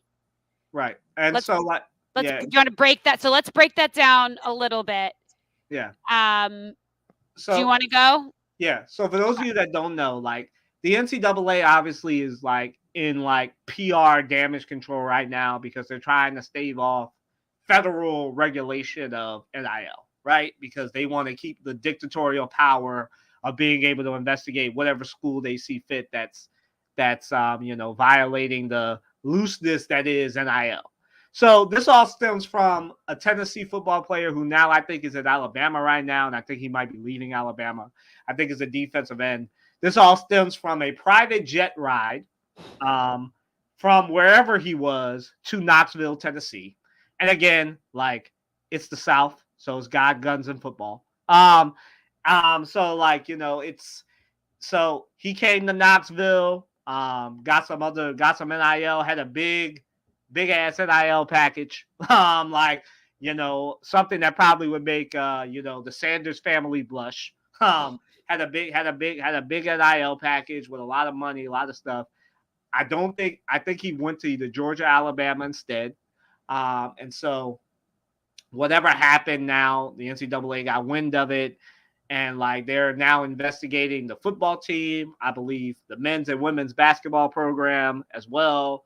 I believe whatever the big four programs are in Tennessee outside, they're investigating all four of them. I just can't remember what the fourth team is. It might be the lacrosse team, but I don't know. Tennessee has a lacrosse team. Let Uh, me. I have an article opened about it right yeah, now. Let yeah. me So I think see. I know it's the football. I know it's football, men's and women's basketball, and I just don't know what the fourth program is. It might be gymnastics, but I know it's four of them. And so it has turned into that, and so Tennessee is now joining the state of Florida in like saying that y'all can't do this to us, to our big time football program, because obviously, I mean, let's be real, other than the Titans and the Grizzlies, there's really nothing else in Tennessee but the Volunteers. So and so like like that is something, and this is what happens when your whole state economy depends on one school doing well in sports. So like it's crazy. I don't expect Tennessee to win this lawsuit. I'm just gonna be real. Like, if Florida State and the state of Florida isn't gonna win their lawsuit, Tennessee has no chance either. Yeah. So like I just think like this is what happens when you run afoul of the NCAA. I don't know why Tennessee feels the need to like use, and some of this is boosters like being out of control, doing private jet stuff, giving them Maseratis and stuff that they shouldn't have. But like this is what happens. It's the wild, wild west, and it should be this way. Like it should be up to the schools. It shouldn't be up to the NCAA. Yep. Obviously, they know what's legal and what's not legal in their respective states. And none of them want. And I'm all for regulation at some points, but I don't think you really want the government in the regulation trying to monitor 50 states and what's going on with each school. Like you don't really want that. And the NCAA, honestly, like this is reap what you sow, NCAA. Like y'all, this is the death. It's been the death of amateurism. But like when even the president, when even the chancellor of Syracuse is being like, yeah, we can't keep doing this where it's the wild, wild west where schools can like have an NIL package, have the male or female player get ready to sign the package, and then another school just comes and usurps them because they have like dollars and cents more to get Yeah. this player. Like it shouldn't It's be this way. So it's like true. there should be a players union. Like the NCAA is kind of reaping what they're sowing. So like I feel like federal regulations could probably be better for the NCAA and probably be better for the schools than the NCAA regulating this and you being under a lawsuit and basically you trying to stave off. I don't think this will end up with the football, the basketball team, and the whoever the fourth program is getting the death penalty. But like you just never know with this stuff because the NCAA is dictatorial and it all depends on like whether they like your school or not. I hate boiling it down to that, but that's really what it is. Like some reporters who actually like are paid to do this, to report on the NCAA and the school's relationship, basically say that. Like it all depends on whether they like you or not. So like, that is what it is. Or they'll do the Men in Black thing where they tell us, the wins didn't count. So if I'm Tennessee, I guess you would rather have that than whatever's gonna happen. But like, it's crazy that this is happening. So federal regulation would probably be better because Yeah. like if the state of Florida isn't going to win their lawsuit against ESPN and the NCAA, like I don't think Tennessee's going to win either. What you think? Yeah, I think that the problem one of the big problems right now is that the NCAA, like, they don't have a lot to fight for. Their power used to be so much about um regulating schools for not paying players, and now that they're like allowed to pay players, now they are just making everyone's lives miserable. Right. I know that sounds really bad, but like that's kind of what they're doing. And so I wouldn't fight anything with them right now because they have they have nothing to lose. They are winning. They are actively fighting all of these cases, and I don't think these schools have Nah. any way to win because the NCAA makes the rules. Right. You know And what I like, mean? And they're evolving the rules as they go. And I think that's the big problem is that how do you fight the person who's making the rules when the rules aren't really written? So you're not going to win because they'll just rewrite the rules so that they win, if that yeah, makes and sense. yeah, and the other thing is, it's kind of like like you said, it's kind of like with the NBA too. Like these rules keep changing, and obviously, like the thing that's ultimately against these schools is they signed. This is what's going on against the state of Florida and Florida State. You signed the contract. Nobody put a gun to your head, so like you put your name on it. So legally, there's nothing that a court can do because basically what these schools want, this is not what Tennessee wants. This is more what the state of Florida and Florida State want, is for them to invalidate the contracts that they signed. So, Yep. like you said, the NCAA is making these rules, and like they change. Like it's basically like when we were all kids and we were playing the game, and like you had that one kid that would play a game, we'd all play it, and the rules just constantly change, so nobody won but them because the rules change as they go. And like we say, this isn't Las Vegas, but like the house always wins, right? The NCAA Always. always They wins these always cases win. because, like, ultimately, like we both said, like they make the rules up, and ultimately, what's against these schools and what'll be against Tennessee too is the NCAA regulations, you signed the contract, you agreed to this stuff, so the courts are all like, what can we do? We have to enforce what you signed. So whatever the NCAA says goes. Like, and so that's ultimately what's going to happen unless, again, like I said, you get that federal regulation, but then you're like at the whims of every 2 years, who's winning Congress, who's winning the Senate. I don't know if you really want that, but I guess that's better than being dictated by the NCAA. Yeah, I don't know what the real question of all of this is. I don't know what's going to happen with the NCAA. You Right. know, that I think that that's the big point of this is that this might be kind of like you said, the first big breaking of the dam, I guess, for how college sports are governed. Yeah. And so like for all you people lovers of college sports, you're gonna have to just be okay with the fact that in a minute, like your schools won't be able to have the monopoly on five star recruits. Like these people are gonna leave because it was always stupid to me. This is more of an SEC thing than any other school thing. That like Nick Saban is a proud. I say this as Jalen Hurts. Like people have that story kind of wrong. Like people are all like, "Oh, he decided to stay at Alabama." No, he couldn't leave. Like because like if anybody who's done research on that story actually knows what the actual story is, Nick Saban and them in the SEC, the rule was just specifically the SEC that if you wanted to transfer, you had to get your coach's permission. And obviously, Nick Saban was not going to give Jalen Hurts permission to leave Alabama to go somewhere. So like it was kind of stupid. And then the whole rule in the NCAA before what it is now was if you did leave, I always thought this was stupid. You have to sit out a year, like as a Yeah, player. which makes no sense. Right, because the coaches didn't have to do that when they left their contract. Yeah, Like it was stupid. It was always dumb. These rules are stupid. Like ultimately, with the NBA, the NCAA, the NFL, all these rules that they have that are like living rules or really really narrow rules, they're stupid because there's always an exception to the rule, but they never want to. The NCAA is king of this. They never want to like do this. Like we see this with the COVID extensions, right? Like they pick and choose who they want. Like the Ivy Leaguers can't stay an extra year, but we got a player in Miami that I think is as old as Lamar Jackson, who's like in their like eighth or ninth year of college football. Like that is like the pick and choose is what we're talking about. Like the NCAA has made their own bed and now they have to lie in it. But like again, federal regulation is probably better than what the schools are currently living under. And ultimately, like I said, it's probably going to end up with you're going to get a players union in the NCAA. Um, Football, basketball, probably a big players union to represent all these players. Yeah. Um, the whole the blanket transfer thing will probably stay because it can't go back to what it was, where you have to ask your coach's permission or you have to sit out a year, because it never made sense that the player has to sit out a year, but the coach can just coach, and every school got to keep paying them. So, this it's about to be the wild wild west. It You is. people, you purists, are just gonna have to accept it. It doesn't matter how much Dickie V, Jay Billis, and the rest of them. It's not really Jay Billis, it's more Dickie V. It doesn't really matter how much Dickie V complains about how bad it is that all these players are basically just guns for hire. Like, it doesn't matter how much the college football purists complain that these players are now just guns for hire. That's what it is. That's Yes. what it was for these coaches and these presidents and these athletic directors.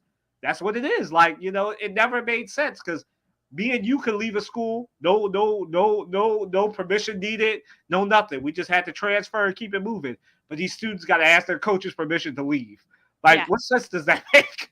It's stupid. Like the coaches don't have to ask. We just see this with the University of Washington. Like, the UW coach, my boy Kalen Brewers, didn't ask his players, "Hey y'all, can I leave for Alabama? I'm gonna make a lot more money. I might take some of y'all with me, but I'm gonna it's always been stupid." But let's move right along to one of the highlights of All Star Weekend. I'm Sabrina so Ionescu excited about versus this. Steph Curry. The I'm so three-point excited about shootout. this. I am too. I like when she scored 57 to 37 points in one round of the 3-point shootout. I was like, how great would this be for her to be competing with Steph, Dame, like in a 3-point contest? And Now somebody we at the actually get NBA to see it.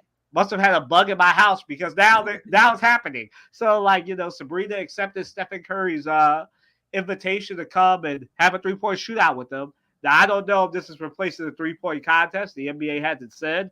I hope they still do a 3-point contest. I do too. I think they will. I think everyone Yeah. loves the 3-point contest. I Yeah. can't see them not doing that. Yeah, but Um, I'm very much excited because this is just like the WNBA. Like, this seems like more of that brotherhood thing that we've been talking about with the WNBA and NBA. Obviously, they're already the brother and sisterhood, but it seems like they're more active in making it happen. So I'm very excited about this.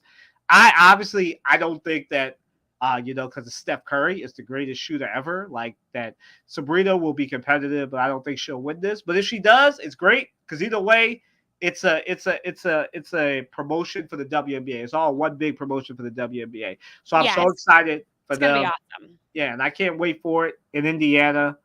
But the other thing, the Caitlin Clark of it all, I think she should be, if they're not playing that weekend and 2 weekends on President's Day weekend, that she obviously her Purdue games come first. What is it? Purdue, Iowa? Iowa. Iowa, sorry. Iowa. Sorry, Iowa. Her Iowa games come first.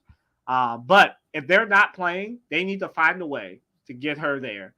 I don't know if she needs to be a judge at the dunk contest, but the NBA needs to take full advantage of that star power. And the WNBA too. They'll take advantage come this year, come the draft. But they need to be taking advantage. She needs to be, if she's not in this contest and they can find a way to make it happen, she needs to be in it. But also, like, the biggest thing for her, she's now number 2 in scoring. She's only 100. She's only like 100 and change points behind. I mean, she's gonna. Yeah. I believe she's gonna hit it. I would be shocked if she didn't. Couple more of those crazy 40-point games, and she's got it. Yeah, she's Iowa's whole offense, kind of like It's Zach. their whole Edey. team, pretty Yeah, much. kind of like Zach Edey is the same thing for the counterparts in Iowa too. Like, that she's not their whole team, but she's their whole offense. So, like, she's a scorer, man. Like, Kelsey Plum, I never thought, because Kelsey Plum was a baller's baller. Like, but she's doing stuff that, like, none of those players have done in college. Like Maya Moore, like, think of all the great scorers that the WNBA either has or currently had. Currently has or currently had. Like, they are, oh my goodness. Like, Caitlin Clark is going to light the league up. Like, It's gonna be so fun. Sabrina right now has that star power as well. But, like, between her, Aja Wilson, Aaliyah Boston, move right on over. Obviously, like, Aja Wilson is the superstar of superstars, but, like, Caitlin Clark's coming. Sabrina's already there. She's lined it up in New York. Like,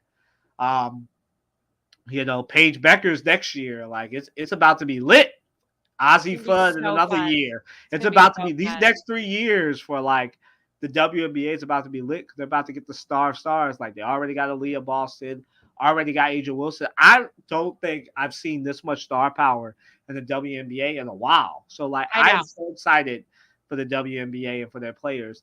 And like I think that the NBA should do all they can within reason. Like I said, if they're not playing, I don't know. I haven't seen Iowa's schedule, so I don't know if she'll have President's Day weekend off. Probably not. But like if there's a way to get her to Indiana, to like be a part of the All Star festivities, they need to do it. If they I have to agree. wait, if they have to wait till next year, but like do it now. Like take full advantage of that Caitlin Clark star power. But Did you yeah, see that tickets for the game last weekend or yesterday were like $400 or I something? did. Like the most You, expensive, the lines out the yeah, door. they were saying like every student at Northwestern, like not every student, but like it seemed like a lot of students. That student section was sold out because you want to see Caitlin Clark. Like Yeah. that's the Caitlin Clark effect, man. She is a scorer. That's why I said like your favorite. She's your favorite scorer's favorite scorer. Yeah. Like Caitlin Clark is going to be a menace when she finally gets in.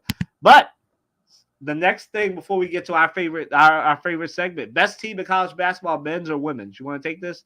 Oh, did you have anything else to say about Caitlin Clark? I don't want to. No, no. No, you want to Um, take this one? oh yeah. I mean, UConn basketball is so good.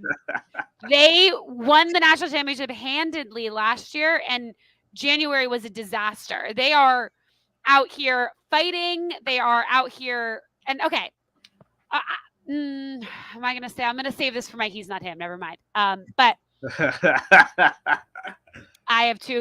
They're not them, and he's not him, and both have to do with Big East basketball. But I I don't think it's even a question. I mean, Purdue went to overtime with who yesterday? I don't even know. And yeah, I don't think there's any doubt in my mind that they are the best team in the country. And I am excited for everything to come. And anybody can disagree with me, and that's fine. But they are the best team in the country right now. Okay. Well, I'm gonna say on the men's side, I'm going to say it's got to be right now your UConn Huskies. You Because can't. they have the height, they have they didn't have the shooting, but the shooting is starting to come alive now. I would say Arizona just because they've got a Kylan on their team. He can shoot. He can shoot, and he's a defensive stopper. But right now, it's got to be on the men's side. It's got to be UConn until you beat the King. Until you can't to be the man, you got to beat the man. And right now, the man is UConn. Like Oh yeah. UConn stand up, man. UConn men's is looking good. UConn women's is looking good. But obviously, right now on the women's side, I would love to say it's Iowa, but it's not. It's Iowa has to move over because I feel like we're not talking about South Carolina enough. Like No, like I like know. They like are they just like Devo slapped LSU like over the weekend. Like they're so LSU good. LSU was like everybody was all like, oh, LSU got something for South Carolina, and like I'm Dawn sure you Staley. loved watching that though. You were like, "Yes, Kim Mulkey, Yeah, get beaten I did. down." I did. Dawn Staley, my fellow Philadelphian, like just decided to like beat LSU, and I like Angel Reese, but like man, what I South do too. Carolina did to LSU last weekend shouldn't have been legal, bro. Like the way that they slapped them around as if to say this is ours and not yours was ridiculous. Like, did you see that game? Did you? Yeah, I know you saw the score, but did you see the game? Like, I saw the highlights of it. Yeah, I mean, yeah, like they and this is a year where like South Carolina really doesn't have like the big time star like they did before, like obviously with Aaliyah Boston and her class. yeah, But like they're still a beast. Like until I see Caitlin Clark or UConn women's basketball, somebody knock off South Carolina, whether it's right now or in the tournament in a couple months. Like I gotta say it's South Carolina on the women's side. The men's side is UConn. And it very easily, because like South Carolina is vulnerable during tournament time. Yeah. We very easily could be looking at something that hasn't happened in a few years, a UConn sweep, because Paige Beckers is back. She scored that 26, 30 points. Like, it's looking like, other than health, like that UConn can finally win. Ozzy's healthy. Like, this is when I get into my women's sports bag. People think I'm lying when I say I'm a basketball fan. No, I'm a pure basketball fan. No, Men's and women's. I so Like, like I said, we just went back. We were at a UConn game this weekend, and they were honoring the 2004 national championship team for men. They were also the day before honoring the 2004 championship for women. I mhm. mean, not only do I, like I said, not only do they have a chance to win, they have a chance to sweep, which is very exciting for UConn fans. Yeah, and I mean, like, obviously, like I said, with all these teams, men's and women's, because it's basketball, health is important. But Yeah. right now, it seems like whatever Gino did, he solved the injury bug. It Yep. seems like Dawn Staley has solved the injury bug too. I know that. I don't know if you saw this video, but the men's team, I think, beat Kentucky, or they beat somebody who they weren't supposed to beat, and like they were having a court storm, and like you saw the women's, her players mixing it with the students, and you could just see Dawn Staley in the background just being like, like Oh they did storm the court, but she was like, oh no. It's like she was thinking about what happened with Caitlin Clark, like anything can happen when you're amongst the student body, and she was like, I can't have my stuff derailed. Also, I just love Dawn Staley, like she is her. Like, did you see this video where, like, during the press conference after the LSU game, where they were like, "So, what did you think of the crowd reaction?" And she was like, "I loved it. They were calling me boo," and I was like, "Straight Philadelphian right there." And then she turned it into like, "Did you see like this week she had the hoodie on with boo on it?" And I'm like, yeah. "Yeah, She's it's great. great. She's great. It's She great, is a great." true college basketball fan. All right, we got to wrap this up. We're at an hour and 41 minutes. Yeah. Best segment of the week. He's not him. She's not her. They're not them. I have two. I'm going Okay. to start with they're not them. The officiating crew last night for the UConn game. Did you see how many fouls were called? I did Did you not. see I this? heard about it though. It was unbelievable. Last night, the second half, it did not go for more than 1 minute, 21 seconds without a foul. Dang. Okay. There Damn. was, I want to get this completely right. I need to pull this up to make sure that I get this completely right. It was the most unbearable thing. But the best part was Donnie Marshall's on the call, and every 5 minutes, these refs are doing such a good job. These refs are just killing it tonight. And everyone's on Twitter tweeting. They're like, do the refs have a gun to Donnie's head? Like, what is going on? He It was trying was, not. He was trying not to get fined. That's what. oh my God, it was unbelievable. I have literally never seen a game like it. It was, I mean, all right, let me, All right. Well, while you do that, we'll split them. My yeah, okay. they aren't them. My they aren't them, or my he's not my they aren't them right now segment. Villanova Wildcats. Kyle Neptune, bro. Look, we all love the fact that there's a black coach in Villanova right now. You were Jay Wright's hand picked guy, but Kyle, that rope is only going to be so long, bro. Like they are. It's the first day of Black History Month. Like they are like them Villanova fans are patient, but they are suburban Philadelphians and current Philadelphians. That is going to wear thin very soon, dog. I would advise you to get competitive, bro. To get Villanova competitive, because it's only a matter of time before, and I'm hearing it now, but before the chants get louder that they want you fired, because it's only your second year. So like, but they're gonna want you gone very very soon, and I don't want to see that because you're Jay Wright's guy. So do what you got to do. Obviously, Justin Moore, another Marylander like you, or another DMVer, but from Maryland. The Mather grad, like, he's got to get healthy. I know he just came back, but my day on them right now is my Villanova Wildcats. You got to get good, man.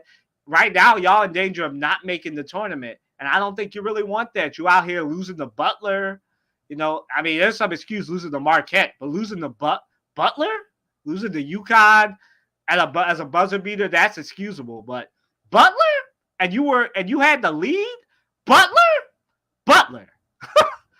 I'm not even. I don't like. Other than the fact that I like grew up on Villanova basketball, like I didn't go there. I know a lot of Villanova alums, and most of them are black. They are not happy with you, dog. like Kyle, you need to right the ship, bro. Like because very soon they will be calling for your head. Like you need to get it together. That's my day art. My the Villanova Wildcats. So this game, it was a never freaking ending game. There was 48 fouls called. Dang, were they all on UConn or Seven, was it no, split? it was pretty evenly split. 17 in the Okay. first half, 31 in the second half. Oh wow.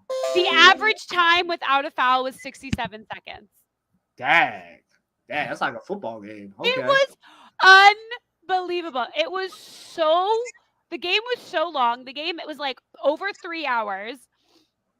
It was wild. So the ref crew like you they completely took over the game.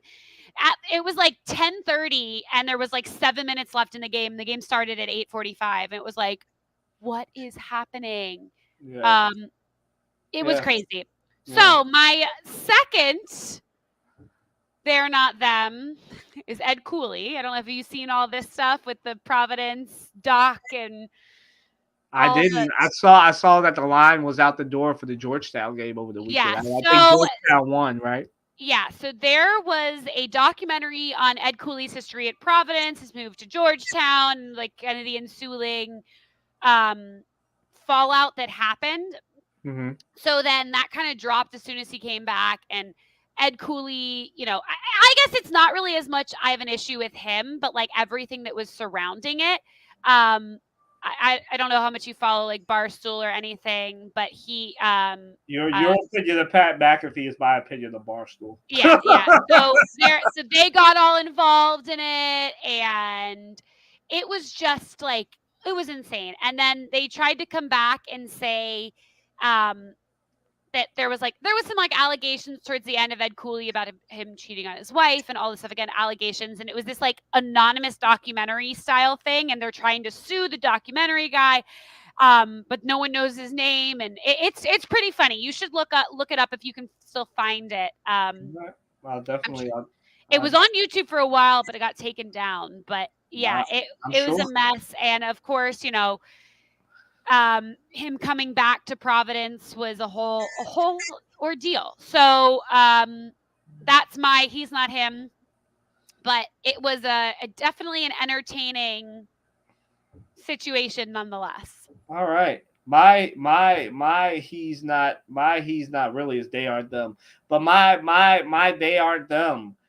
All of these people, I gotta get y'all out of here because I know you saw my tweet storm yesterday about this Joel Embiid conversation from Saturday. Did you see I have like a couple hit viral tweets coming at everybody? I Like did. like it was Saturday, right? Like I know that some of you are casual, like more casual than Morgan when it comes to the NBA and 76ers basketball. But like when people like me, and others, like whether they're fans or Sixers reporters or whatever, are telling y'all, hey, Joel Embiid butt knees with Pascal Siakam. You can clearly see that. That was a 7 o'clock game. Everybody saw that. He bumped knees. He wasn't right. He toughed it out. Still played in the game. Um, but like he was probably all of us said like because I saw tweets from Sixers fans and reporters that are probably like, what are the chances now that he's bumped knees that he'll play at the rest of his game and then not play on Saturday in Denver? That's exactly what happened. Bumped knees, didn't feel right. Apparently he practiced according to Ramona Shelburne. He did practice. Obviously it was an ESPN game, so we had to listen to all the NBA countdown stuff. Which I'm gonna be like direct about this. I like Malika Andrews. I like Michael Wilbon. I sometimes I like Perk, sometimes I don't. But like I would rather, right? I love Stephen A. Smith. We talked about how much of a journalism hero like Mhm. Stephen A. Smith, Michael Wilbon, and Malika Andrews are to me. But like I prefer like I like the way they do it when it's a local game, when it's in Philadelphia. Like they still show you, even though it's a pregame, they show and we do it at NBC too. Like the game is happening, but they show you the practice shots. It might have happened like hours ago. Nobody actually says hours ago in the graphic, but like they still show you the thing and make it look like it's live of them doing the warm ups and everything. We didn't see any Joel Embiid warm ups, so like when most people were like, "Oh, where's Joel Embiid?" But Ramona Shelburne is reporting that he went through his workout, couldn't jump. The medical team didn't like it, so they saved him from himself and didn't let him play. And then you have Richard Jefferson being like, he's ducking him. They're all crying and whining about it. And these are national media types, athletes who should know better. Like, people who play basketball, like you've got other people's like other local Nuggets reporters just going on with the storm, and now they all look stupid because on Tuesday he legitimately looked how he looked, couldn't move, couldn't do a lot of stuff, and now everybody's all like, "I never questioned this character." You probably saw the video of one of the Nuggets reporters being like, "So what does this say about Joel Embiid's character?" And Nick Nurse looked like he wanted to strangle him because I'm like, what it says about his character is he bumped these, he would have tucked it out, but the medical team said he couldn't. What part of, am I not speaking fast enough for y'all? Let me speak slowly. What part of Ramona Shelburne's report saying the medical team stopped him from playing against the Nuggets don't y'all understand? Like, he's not ducking him. He just dropped 41 points on his head 2 weeks ago. Like, if Joel Embiid could play, he would have played on Saturday. But we got media types. We got casuals. We got all these people now because they saw him legitimately get injured being like, I never questioned his character. So my they are them, before I go on a long tangent and need some orange juice, my they are them are Nuggets fans, casuals, and current media members, some of them athletes who are out here talking about I would shut Joel Embiid down the whole game. Now they're trying to backtrack. I never questioned this character. I never did this. Dog, we all heard it on ABC. We saw it on NBA Countdown. We saw your tweets. Like, you don't think we're stupid? Do y'all think we're stupid? Y'all, what y'all think? Y'all Donald Trump alternative facts? Like, we don't live in no alternative world. We heard what y'all said. Come on now, stand on it. Like, I'm immediate. I'm young in this game, so is Morgan. Like, we've had to stand on things. I just had to stand on the fact that I went 0-2 with my picks. Like some light teasing from Morgan. But stand on it. Like, if you said Joel Embiid last character because he didn't play, even though his knee was swelling up, stand on it. Like, we're not gonna kill you for that, but stand on it. I hate when people backtrack. No, my day are them to that. I think that's it for me. That's my two. Or that's my multiples, I should say. That was probably like 4. Well, we have almost hit 2 hours. We are going to log off for the day, and we will see you guys at some point next week. It's a little bit crazy with the Super Bowl happening, Radio Row. So even though I won't be out there, I will be actively working on it. So we will try and get you guys a podcast at some point next week, possibly before the NBA trade deadline. But as for now, peace. See you guys next week. See ya.